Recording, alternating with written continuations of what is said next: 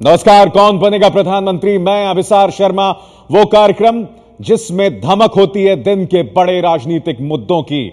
और अगले प्रधानमंत्री को बनने में रह गए हैं सिर्फ 139 दिन, क्योंकि आपको याद होगा कि 21 मई 2009 को प्रधानमंत्री मनमोहन सिंह ने पद और गोपनीयता की शपथ ली थी। लिहाजा हम उम्मीद जता रहे हैं कि अगले प्रधानमंत्री भी लगभग इसी तारीख के आसपास शपथ लेंगे।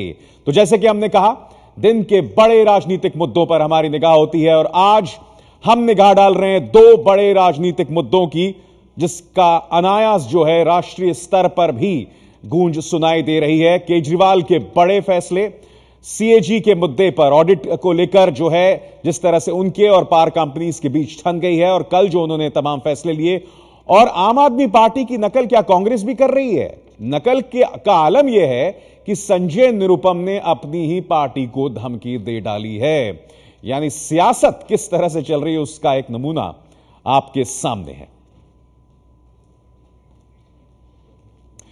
अब ऐसे में सवाल उठना लाजमी हो जाता है कि नरेंद्र मोदी, जो कि प्रधानमंत्री पद के लिए सबसे प्रबल दावेदार माने जा रहे थे, तमाम सियासी पार्टियों में भी क्या उन्हें कड़ी चुनौती मिल रही है? और क्या उन्हें अपने इमेज को, अपने ब्रांड को फिर से परिभाषित करने की जरूरत पड़ रही है? क्योंकि अरविंद केजरीवाल का असर अक्रॉस पार्टी लाइंस, अक्रॉस तमाम स्टेट्स दिखाई दे रहा है। इस बहस में मेरे साथ चार खास मेहमान जुड़ रहे हैं। हम आपको बता दें, आम आदमी पार्टी की तरफ से मेरे साथ प्रवीण सिंह मौजूद हैं, कांग्रेस की तरफ से रीता बहुगुणा जोशी, बीजेपी की तरफ से सुधांशु त्रिवेदी, और साथ ही हम आपको यह भी बता दें कि यहां दिल्ली स्टूडियो में मेरे साथ जुड़ रहे हैं मेरे सहयोगी विजय विद्रोही। आप सबसे मेरी बातचीत जारी रहेगी, मगर आइए उससे पहले यह रिपोर्ट देखते हैं।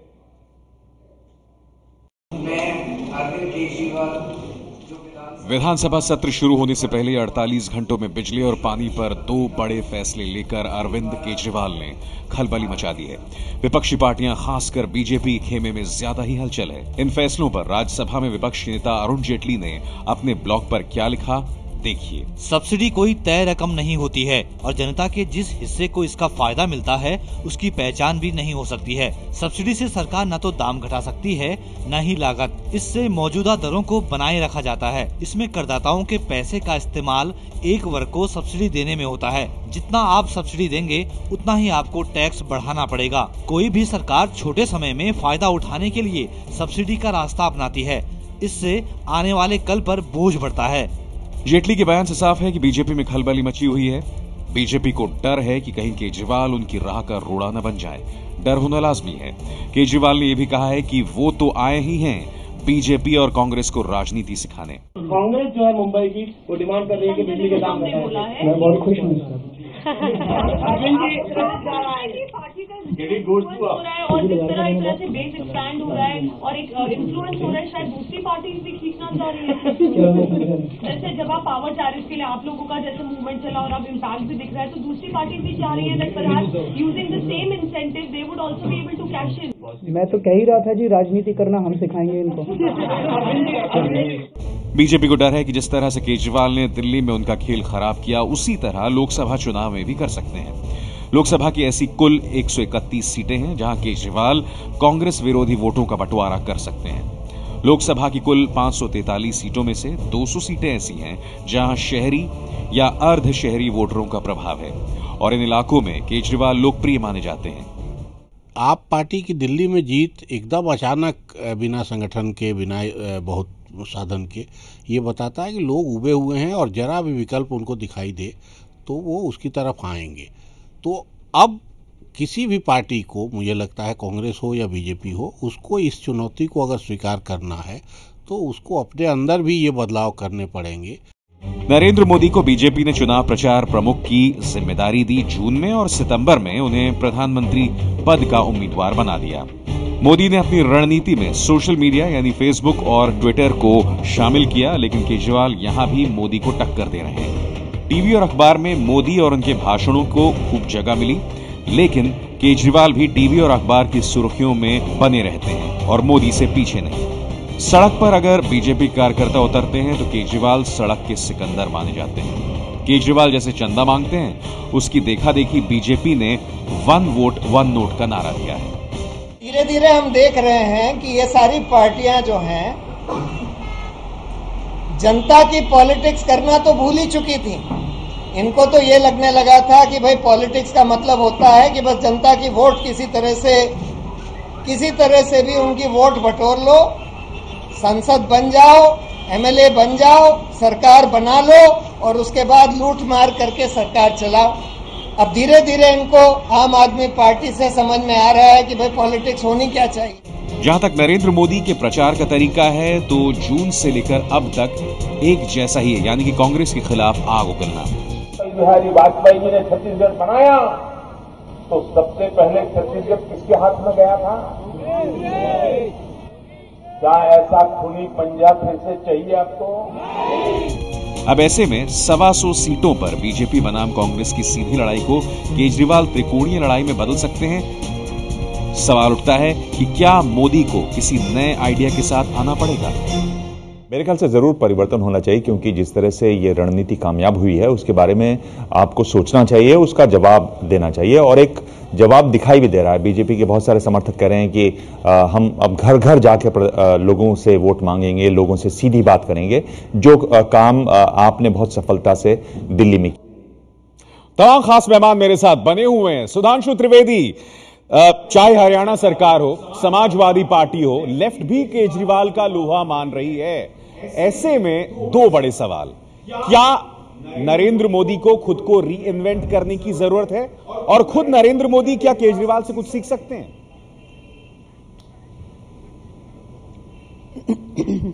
देखिए, जो आपने बात कही है इस पे मुझे थोड़ा आश्चर्य होता है। मैं एक बार पुनः ये कहना चाहूंगा पूरी विनम्रता के साथ कि राष्ट्रीय मीडिया को क्षेत्रीय प्रभाव से परे जाकर देखना होगा।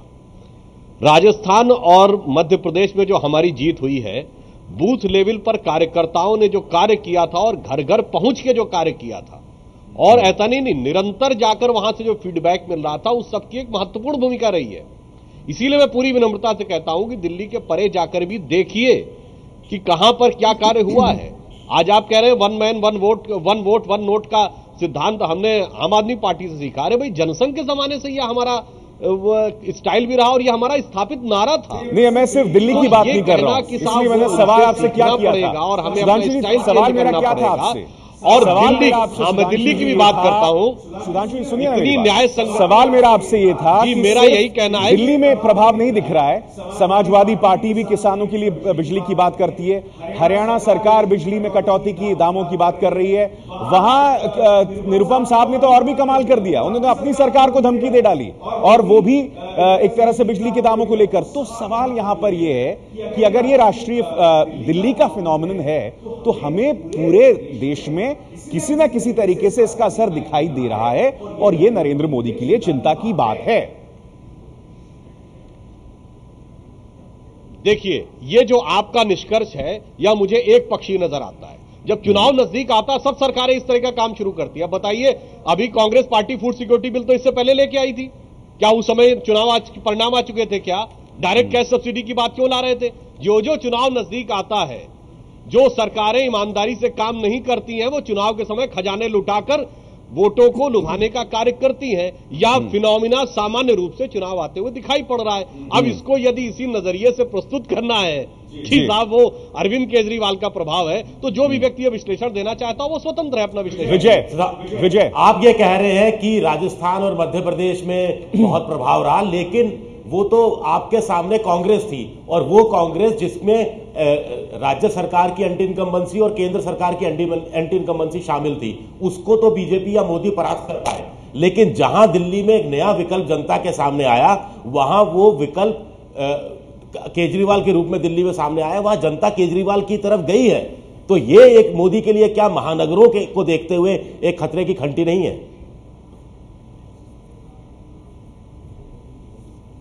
देखिए, जो आपने कहा कि जैसे विकल्पहीनता की स्थिति में मध्य प्रदेश, राजस्थान, छत्तीसगढ़ और दिल्ली में भी हम सबसे बड़ी पार्टी है, लोग भाजपा की तरफ गए ये कहना मुझे इसलिए अनुचित प्रतीत होता है। यदि विकल्पहीनता की स्थिति में गए थे तो 74-75% लोग जाके मतदान नहीं करते। और मैं पूछता हूं कितने लोगों ने नोटा पे वोट किया था।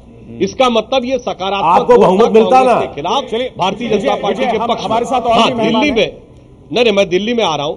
अरे भाई अब मेरा प्रश्न बहुमत मिलता तो आप ये कहिए भाई हम बहुमत से कम रहे पर सिंगल लार्जेस्ट पार्टी है तो आपको कमजोर नजर आ रहे हैं। और दूसरा बैट्समैन जो कि हमसे कम रन बनाया है वो आपको लग रहा है कि अब हर मैच में सेंचुरी बनाएगा। प्रवीण सिंह जी, बहुत दिलचस्प यहां पर डायलॉग दिखाई दे रहा है सियासत का। अब तक राहुल बनाम मोदी था, केजरीवाल बनाम मोदी की बात होने लगी है और सिर्फ तमाम मीडिया चैनल्स में और अखबारों में इसकी चर्चा हो रही है।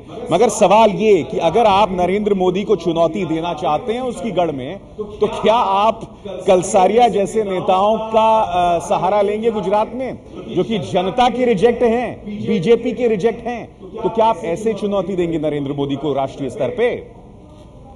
देखिए, आपका सवाल यहां से शुरू हुआ था कि क्या बीजेपी को, मोदी को अपनी रणनीति बदलनी होगी।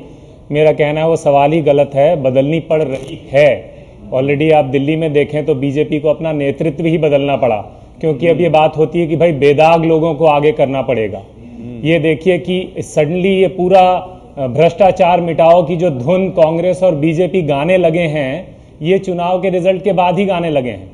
चाहे गुजरात का लोकायुक्त हो जो 10 साल से जिसकी नियुक्ति अधर में पड़ी हुई थी, तो ये सब कुछ तो बदलाव हो ही रहा है।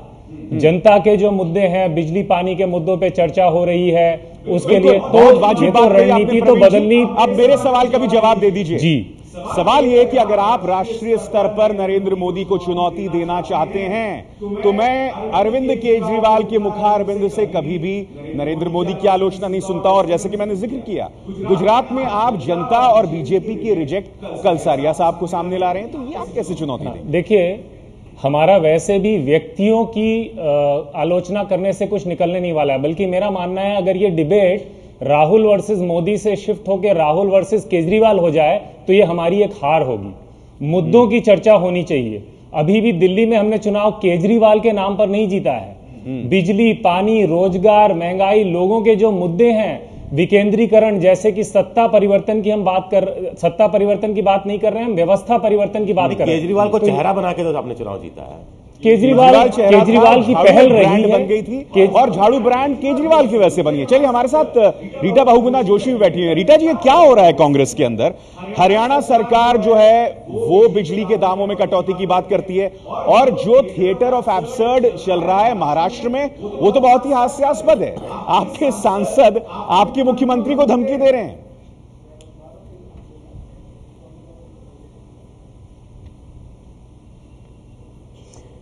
देखिए, ये बिजली में राहत देना या फ्री बिजली देना या उसको सब्सिडाइज करके देना कोई नई बात नहीं है। आपको याद होगा 20-25 साल पहले भी हरियाणा में सरकारों ने इस तरह के जो है वो प्रबंधन किए, और भी प्रदेशों में बिजली को सस्ते दामों पे देने या उसको फ्री देने का प्रावधान हुआ।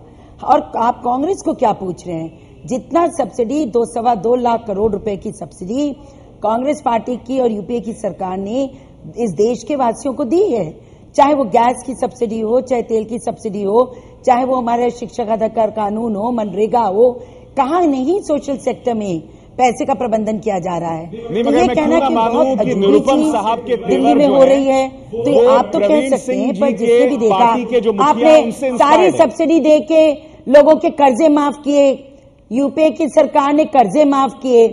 तो अलग अलग सरकारें अलग अलग तरीके से देखती हैं, और अगर यह आप पार्टी की सरकार धन का प्रबंधन कर सकती है, अगर वो अपने बजट को संभाल सकती है और उसके बावजूद सब्सिडी दे सकती है, तो कांग्रेस पार्टी तो उनको समर्थन दे रही है। देखिए, मूल कांग्रेस पार्टी तो देने का बिल्कुल नहीं है। जो पहल यहाँ पर हमारी है वो ये है कि सब्सिडाइज करें, तो हम तो कहते हैं कि वो दें। अगर उनकी इकोनॉमी, अगर उनके प्रदेश का बजट इसका वहन कर सकता है बोझ, तो वो करें। ये तो प्रदेश की सरकार को तय करना है। रीटा जी, मेरा सवाल उठा ही नहीं। मेरा सवाल था चाहे हरियाणा सरकार का रवैया हो या फिर संजय निरुपम के आज का बयान, मेरा सवाल आपसे क्या था? मेरे सवाल का जवाब कृपया दें।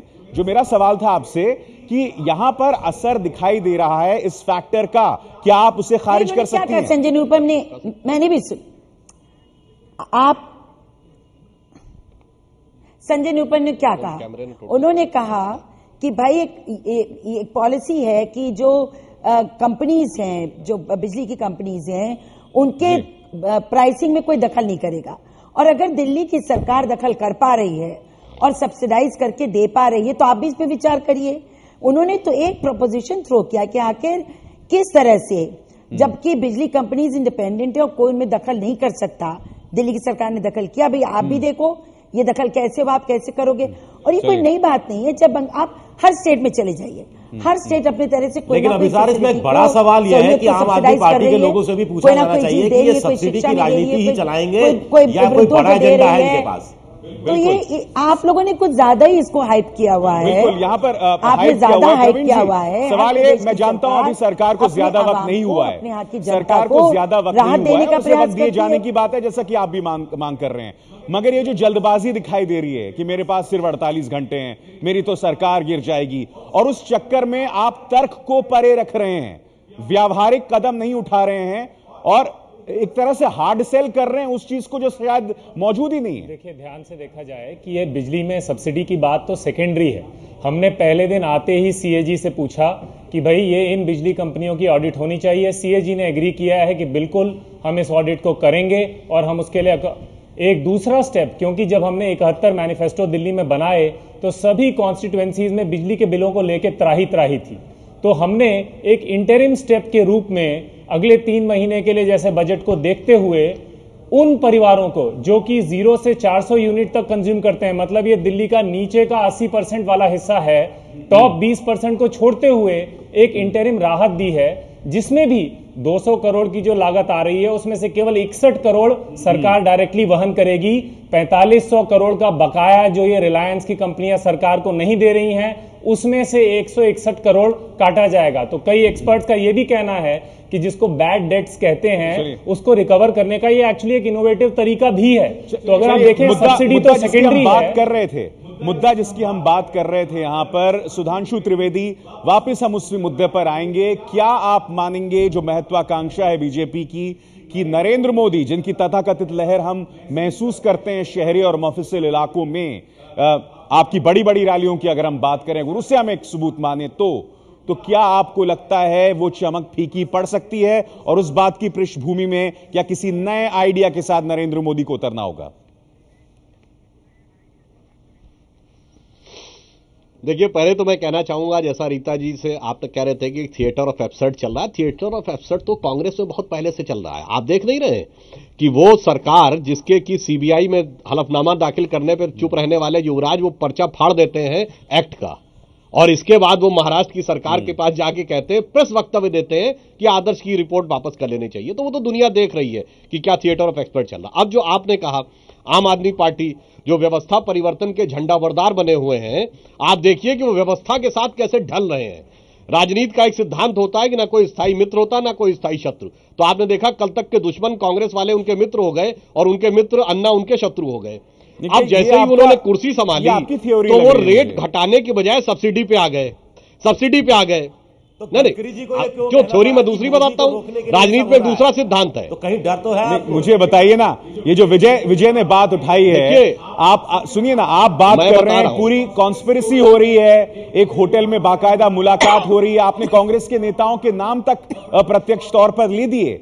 तो जब पूर्व अध्यक्ष को इस तरह से सामने आना पड़े तो जहन में डर तो है केजरीवाल फैक्टर का। ऐसे ये कैसे असत्य और उल जलूल बात आप कर रहे हैं? थोड़ा सोच के बोलिए सुधांशु जी। इशू ये है कि क्या स्टेट गवर्नमेंट को अपने फाइनेंसेस के साथ खेलना चाहिए, प्रश्न है, ये नहीं है। और प्रश्न ये है कि अगर दिल्ली की जनता ने एक पार्टी को सरकार बनाने के लिए इतना मत दिया है, वो चाहते हैं वो सरकार बनाए, आपने बनाने से इनकार कर दी, आपके पास नंबर नहीं थे, हम आपको सपोर्ट कर नहीं सकते।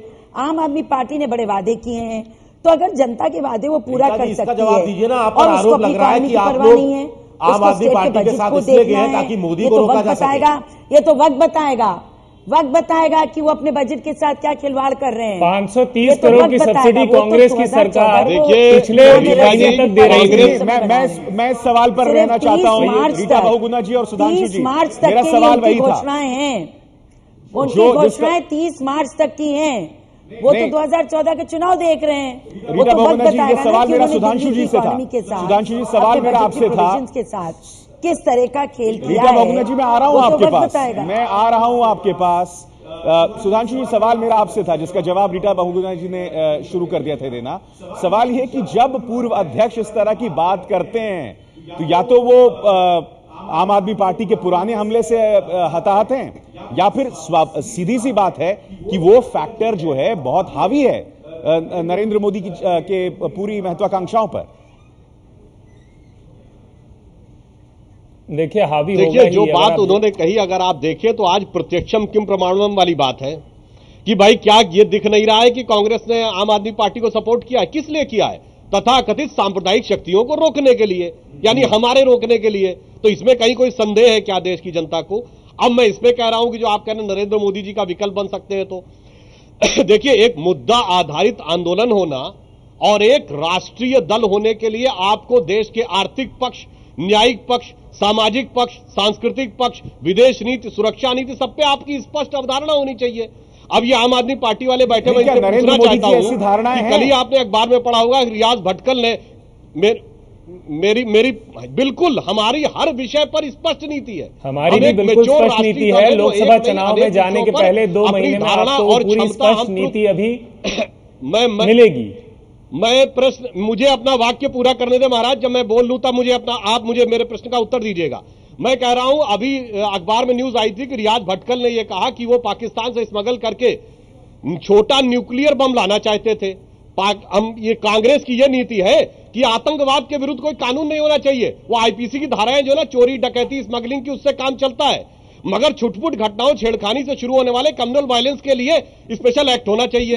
तो हम ये पूछना चाहते हैं कि ये बताइए कि आप आतंकवाद विरोधी कानून के पक्ष में हैं या नहीं? हम स्पष्ट रूप से, गोल बोल बात करने वाले हम स्पष्ट रूप से अगेंस्ट हैं। आप बोल चुके हैं, हाँ या नहीं में उत्तर दीजिए। मैं जानना चाहता हूं किंतु परंतु लगाकर जब राष्ट्रीय स्तर पर बात होगी इन तमाम मुद्दों की, तो जाहिर सी बात है ये मुद्दे सामने आएंगे। फिर प्रशांत भूषण का भी वो मुद्दा सामने आएगा कि अगर कश्मीर की जनता नहीं चाहती तो साहब उन्हें मौका दिया जाए रेफरेंडम, जो कि भारतीय राष्ट्रीय पक्ष के मुख्तलिफ है, उसके उलट है। तो स्वाभाविक सी बात है, ये मुद्दे जो उठा रहे हैं सुधांशु त्रिवेदी, उसकी जमीन है जिसके जवाब आपको देना पड़ेगा। देखिए, लोकसभा, अभी हमने चुनाव पहली बार एक राज्य में लड़ा है, इसलिए जो हमारी नीतियां निकली, जो बात स्पष्ट हुई, वो राज्य के संदर्भ में थी। जब हम लोकसभा चुनाव लड़ने की तैयारी कर रहे हैं, उसके पहले हमारी राष्ट्र के लेवल पर सारी नीतियां जनता के सामने आएंगी ही। प्रशांत भूषण जी ने किसी समय में अपनी एक व्यक्तिगत राय प्रकट की थी। यदि कल हमारी पार्टी ऐसा कहती है तो फिर उसकी आलोचना, उस पर चर्चा की जाएगी। तो प्रशांत भूषण जी की व्यक्तिगत राय पार्टी की राय नहीं है। पार्टी का नेशनल लेवल पे पॉलिसी स्टेटमेंट क्या है, ये सब अभी अगले 1-1.5 महीने में, 2 महीने में सामने आएगा ही। और संभवतः जब सामने उभर कर आएगा तभी सही मायने में मोदी बनाम केजरीवाल के इस लड़ाई को पेश किया जा सकता है। आखिरी कमेंट आपसे रीता बहुगुणा जोशी, क्या इस लड़ाई में, ये कहना चाहता हूं, सुधांशु जी आप बोल चुके, आम आदमी पार्टी ने एक्सेप्ट कर लिया कि अभी वो सिर्फ राज्य की पार्टी है। नहीं, सुधांशु जी ठीक है, आपसे जानना चाहूंगा रीता बहुगुणा जोशी, इस लड़ाई में राहुल गांधी पिछड़ गए? दिल्ली में किसी सिद्धांत पे नहीं जीती है। आम आदमी पार्टी दिल्ली में जीती है लोगों को वादे करके, बिजली, पानी कम करेंगे, बिजली करेंगे, लोगों को रेगुलराइज करेंगे, 55,000 लोग जो संविदा पे काम कर रहे हैं उनको रोजगार देंगे। ये किसी पॉलिसी पे नहीं आए हैं, ये किसी पॉलिसी पर, जिसको आप कह सकते हैं नेशनल या स्टेट लेवल पॉलिसी, ये सिर्फ लोगों को लुभावने वादे करके आए। और ये बात बिल्कुल सच है, बिजली जिनका कोई विजन नहीं है, नौकरी मिलना, राष्ट्रीय स्तर का जब आम आदमी पार्टी मान ले कि वो राष्ट्रीय दल हो गए तो मोदी के बारे में बात घमंड इतना है, अहंकार इतना है, हम 300 सीट लड़ेंगे, हम 400 सीट लड़ेंगे। तो सीधी सी बात यह है कि अगर ये समझाना चाहते हैं कि दिल्ली ने इनकी विचारधारा को स्वीकार किया है, नहीं, हम जो सवाल उठा रहे थे वो ये उठा रहे थे कि क्या केजरीवाल के उदय ने नरेंद्र मोदी की रणनीति को पर विचार करने पर मजबूर कर दिया है। मेरे तमाम मेहमानों का बहुत बहुत शुक्रिया। आप देख रहे थे कौन बनेगा प्रधानमंत्री, मगर एबीपी न्यूज पर खबरों का सिलसिला लगातार जारी है।